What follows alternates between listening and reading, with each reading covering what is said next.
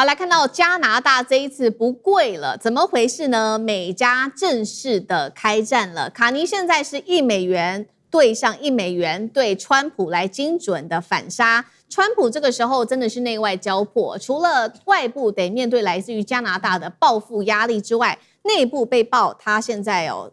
健康亮起了紅燈，在短期之內突然間胖了10公斤，到底怎麼回事？等一下我們會來做深度的剖析。好，來看到的是加拿大這一次真的不忍了。川普原本以為呢，對加拿大課徵這50%的高關稅可以讓加拿大低頭，結果卡尼直接掀桌。來看到最新消息，加拿大總理卡尼對美國的商品寄出的$1對$1的報復關稅，這一次呢，他也說了，新一輪這個報復關稅大約規模是落在$200億的關稅，而且呢，卡尼也很聰明，打在的就是他想說，接下來11月。美國期中選舉了，所以他要讓這些小老百姓對川普痛上加痛，所以打的都是跟小老百姓比較相關的這些商品，包括了會影響的漲價的部分，像是電子產品啊、家電、農業設備、乳製品跟鋼鐵等等啊，並且呢，卡尼還繼續酸川普說，你在最後一刻提出的條款變更實在是很不合理，也不公平，而且甚至你的簽名啊，有時候呢還是用鉛筆寫的，意思就是說你這反反复复用鉛筆很方便改來改去。大西洋月刊怎麼說呢？他們說，川普啊這一次對加拿大開戰，可能是繼伊朗戰爭之後再度的輸掉了另外一場貿易戰，而這一次的貿易戰就是對加拿大的貿易戰。我們可以說，現在川普的11月選舉真的是非常的緊張，而卡尼就是看準了川普現在的緊張情緒所以在這個時候直接做報復嗎？首先我們來看到，因為我們說川普為什麼要很緊張呢？油價的部分，柴油鏈接價現在已經突破了$100大關，國債的部分現在已經超過了40兆美元，長天期的公債殖利率直接破了5%大關，家庭的房貸利率甚至在6.6%到6.8%之間，各項民生通膨都讓川普壓力非常大，更不要說現在加拿大又再次的對美國來開戰，而且呢，我們來看到加拿大現在還有一個是美國所沒有的一個優勢，也就是卡尼掌握的是一個川普沒有的牌，也就是加拿大現在內部可以說是高度的團結，大家人民都是高度的支持卡尼的。現在最新民調出來了，超過75%的加拿大人支持卡尼對川普的強硬態度，甚至是連各省的省長也普遍支持要對美國來強硬的反制。再來看到魁北克了，過去一直說要鬧獨立現在魁北克的民調有關於支持獨立的民調只剩下30%了。魁北克黨直接說了，現在呢這個炮火要直接對準川普，只要川普還在位，我們就不急着要獨立公投，反而是支持了整個加拿大的民族的團結性所以今天節目一開始，先請教委員怎麼看卡尼為什麼這一次可以真的不吞了，而且他的精準打擊打在美國的選民的這個票上面，要讓川普更痛嗎？那加拿大的態度是未來如果降低了跟美国的合作，會轉為跟中國大陸做更多的合作嗎？委員怎麼看？對，卡尼不愧是一個這個相對來說比較有經驗，然後素質也比較高的這個政治領導人就是相較於你現在看到的歐洲的這些智商都有問題的領導人來說，卡尼算是一個這個有謀有守的一個這個領導人，所以你看他在處理對美關係跟川普之間來進行對話的時候，他該軟該禮貌的時候他都做到了可是該強硬的時候，他完全沒有退讓那麼這當然就跟卡尼長期以來在這個擔任這個公職期間的經驗有關那麼我覺得卡尼早就已經看清楚幾個重要的關鍵因素了。就第一，當他在國際上呼籲要成立所謂的中等國家聯盟的時候，他就已經知道美國不是一個可靠的盟友了所以呢，中等國家必須要團結在一起。那既然卡尼都已經出來喊了中等國家聯盟了，你在面對美國的這一戰，如果你就率先舉白旗投降的話，哪一個中等國家願意跟你站在一起呢？所以卡尼可以做第一個，代表的是其他的中等國家可以做第二個、第三個、第四个。卡尼防線守不守得住，大家現在都在看他能不能夠堅持下去。然後第二個，我覺得卡尼其實也看破了川普的手腳嘛。川普現在面臨最大的問題是什麼？面臨最大的問題是他的期中選舉。各位，川普的期中選舉如果眾議院跟參議院都敗，川普馬上會面臨什麼事情呢？眾議院馬上就會對他提彈劾案了。就是他可以彈劾的內容有太多了，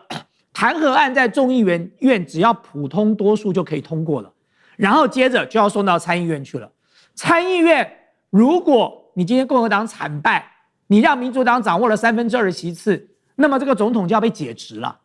當然，就算這個總統沒解職，這對川普來講也等於是扒了一層皮。所以卡尼現在的盤算很清楚啊。你能不能夠撐到12月再說吧？就這個時候，我沒有理由在此時此刻對你做任何的讓步哦。那你更不要提到說，卡尼現在玩的策略就是以牙還牙，以眼還眼哦。那麼我覺得伊朗為全世界各國奠定了一個良好的典範哦，就對付美國就要用以牙還牙，以眼還眼，然後最後 tackle 的一定是川普哦。那麼因此，卡尼採取的態度很強硬因為加拿大有幾件事情可以牢牢的掐住美國的脖子的。第一個，美國的東部跟美國的中西部是長期依賴加拿大的水力發電跟加拿大的電網，他們是用加拿大的電網啊。我以前在 Ohio State 念書的時候，我們就是中西部嘛。你再往北，像 Michigan、像 Illinois 這些地方，他們其實跟 Minnesota 這些跟加拿大的電網是很密切的。就是加拿大的水力發電供給了美東跟美國中西部，所以如果一旦切斷電網，那不得了了。美東跟美國中西部所有的這個城市都會面臨到缺電的危機，還不要講，還有很多這個城市跟各州還在蓋這個 AI 的 data center 呢。然後第二個，加拿大握住了關鍵的礦產哦，美國有好多的關鍵礦產，大家所聽到的只有原油跟天然气，其實不止哦。美國有很多關鍵的礦產都是靠加拿大進口的，比如說鈾、鎳、鋰、鈷，還有鉀。光是鉀沒有鉀不要做鉀肥了，不要做鉀肥，美國中西部的農民就完蛋了。那麼如果我在這些上面都加上關稅的話，這些中西部的農民的這個成本就要大幅提高了。然後第三，卡尼可以重擊矽谷的科技業，因為本來加拿大就曾經討論過要針對美國矽谷要課一個叫做數位服務稅啊，當時是暫停下來了。可是這個東西只要重新恢復，馬上這個矽谷的這些科技巨頭在加拿大提供服務的時候，他都要交稅給加拿大政府。那再加上最後，他還可以限制美國的企業參與這個加拿大的大型的基礎建設的工程，或者是參與他的國防採購的標案，這些東西都是這個卡尼的工具箱裡頭的工具，它有好多工具在那裡等着來用。所以我覺得其實這個美國跟加拿大的這一波的這個關稅衝突川普要能夠達到他的目的恐怕很難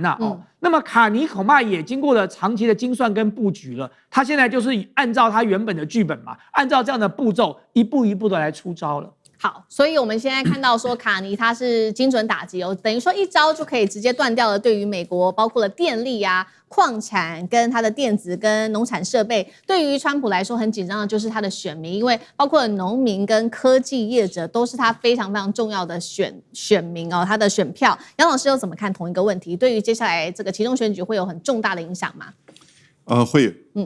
卡尼現在採取的是9月8號開始 ，dollar to dollar。也就是說，你課我$1，我就反課你$1，沒有錯。加拿大出口75%到美國去，這表示什麼？表示美國對於加拿大的需求很高。雖然整體美國從加拿大的進口佔美國的這個進口可能只有1%，可是這個算盤不能這樣子看，你要看哪一些項目，以及它會影響到的是2個月之內，9月8號到11月3號是什麼日子？美國的期中選舉，它會不會讓美國的選民明顯的感受到這種經濟的衝擊？有可能呢。因為你如果照川普的現在的做法，也就是要對加拿大實施$200億課50%的關稅。如果照這樣子的進行的話，那馬上的反課會造成類似像是加拿大跟美國在哪些產業？比如說農產品、鋼鐵、乳製品、家電，還有一些供應鏈上面的這個中間產品，都會造成出口到美國的這個商品，然後呢，這個價格增高。它已經課了關稅，同時美國的商品到加拿大價格也會增高，所以呢，你就變成是現在加拿大自己因為這個事情民族主義起來，對，而且抗拒買美國東西，的這個氛圍也起來，甚至連魁北克的獨立的這個氛圍都減少了，因為要團結加拿大，對，所以呢，這樣子造成什麼？美國必須要買加拿大的商品，這些鋁製品、鋼鐵品，然後甚至汽車的這些零組件，那你就要付高關稅，然後呢，你美國賣到加拿大的商品，因為算同樣的備課稅，你賣的少，為什麼？人家不買你了。這樣的一個情況，2個月之內會不會對美國的期中選舉造成的衝擊？我覺得是有可能的，因為現在美國的期中選舉，我們拿尤其大家比較少講的參議院來看哈，100席當中，共和黨53席，民主黨47席，但這次改選只有35席，因為它是1/3才也需要改選。那這35席裡面很特別的是，共和黨擁有多少？23席，民主黨12席。你只要變4席，雖然看起來不容易啊，因為參議院是一個州只有2席嘛，哈，通常是很不容易這個做改變的。但是在現在這個氛圍，你如果讓民眾經濟體感那種變得很差的時候，再加上不要忘記我們剛剛前面講的什麼美債的問題，然後呢，伊朗戰爭，你要現在開始這2天要提出所謂史上最大制裁，那還得了？如果真的搞下去的話，美國的通膨、油價，通通都來，所以這些東西現在再加上加拿大的這個反制，我覺得這2個月之內，搞不好你像是最近在談的 Texas、Iowa， 然後呢 Ohio 的參議院，我不是講眾議院哦，對，我講參議院搞不好都會輸的可能性都存在，所以我的預測啦，我的預測9月8號之前，白宮一定會再出招，這2天。那個川普內閣的交通部長又出來罵加拿大，罵卡尼哦，但我覺得那可能是最後的罵，他會知道說這個對他選情的影響，對，所以呢，他可能會再出招說，那我們再來談一談好不好？你不要9月8號，你10月3號之後再處理好了，有沒有這個可能性？我猜是有的。好，所以我們現在看到川普可以說這個是面臨內外交迫。我們剛剛說嘛，對外的話主要就是面臨來自於加拿大在這個政治上面，他直接做出了一個報復性的反制。那我們也來看到，其實呢，對內現在川普的健康是不是亮起紅燈，打一個問號？原因是因為有一些科學的數字，就佐證哦，尤其是白宮的健康檢查這邊最新顯示說，川普3年來增胖了23磅，達到10公斤左右 ，BMI 現在來到了29.7哦，這數字非常的高，在醫療上的話，其實就是這個肥胖的門檻了。再來就是有一個引發爭議的話題，媒體報道，川普曾經跟禮來合作，協助一名當時79歲的神秘患者加速取得尚未核准的這個新型減重藥，懷疑這一名患者就是川普。當然，白宮現在已經出面否認了，但是已經造成了非常高的一個討論度。那觀眾朋友還記得嗎？我們先前也討論過另外一個事情，就是有一次媒體拍到了川普的西裝下擺有一個出現明顯的方形塊狀的凸起物，大家說那個就是成人紙尿布。種種的跡象看起來，是不是川普的健康狀況出了問題？同樣的這些問題會不會影響他在政治上面，或者是他的政治決策？那艦長怎麼看？如果我們看到川普現在的以他現在的身高190公分、108公斤來講的話，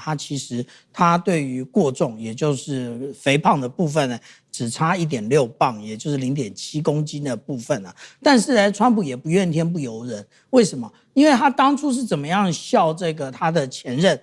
拜登總統的，現在人家就怎麼笑他。他當初笑這個拜登總統，他叫他瞌睡橋啊，說他開會開到一半都在睡覺。所以為什麼人家盯着那個川普的這個體重的問題呢？對，那也不意外。那但是我們這樣子講到說，有關於這一個身高體重真的是造成這一個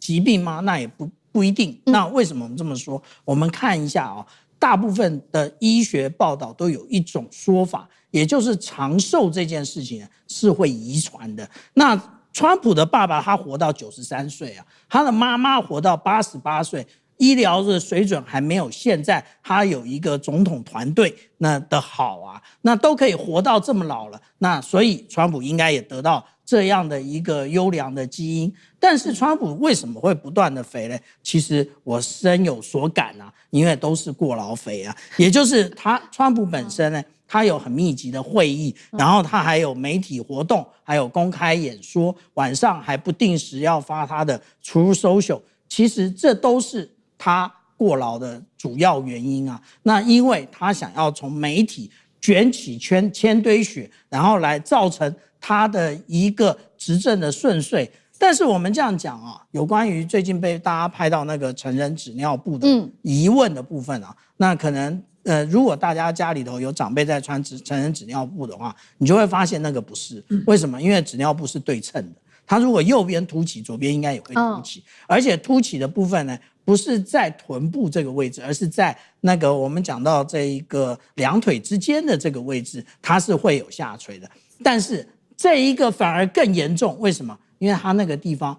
所凸起的那個大小位置，可能是他24小時心臟的一個監控的器材，所以川普可能有其他的問題，但是他沒有說。好，謝謝艦長。那我們休息一下，馬上回來。觀眾朋友們，我們要開會員頻道啦！因應呢美中、中東還有印太的亂局，你看到的是新聞，我們看到的是背後誰在操控這個世界。加入會員可以取得獨家視角的通行證，你將優先取得更深的觀點判讀，包括了核心真相分析、歷史脈絡拆解、局勢推演邏輯。同時解鎖會員勳章、優先互動權、問題解析、幕後花絮，支持我們制作高品質的影片。點擊下方的加入鍵，一起成為戰友吧！我們會員頻道見。